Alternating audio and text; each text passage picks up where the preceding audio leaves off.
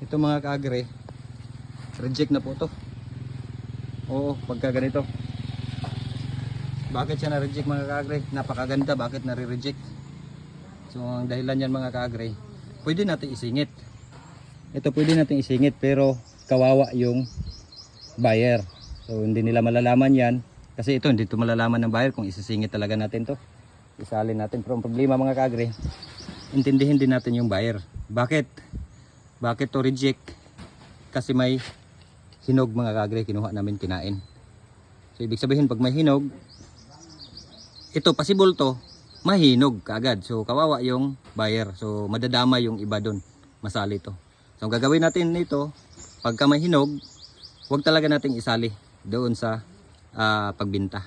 So giveaway na kaagad tayo. So ang gagawin natin diyan, dadalhin natin sa bahay at pahihinugin. So hindi mahalata yan mga kaagre kasi nga isa lang naman yung nahinog, pero ang problema nga kawawa yung buyer. So kailangan din natin isipin kasi kanila negosyo din yan. So wag nating isahan yung baga kasi kadalasan dito mga kaagre kaganda oh. So ito magbibenta to mga 900 to 1k. So gagawin natin diyan, hindi natin isali, dadalhin ko sa bahay at pahinugin.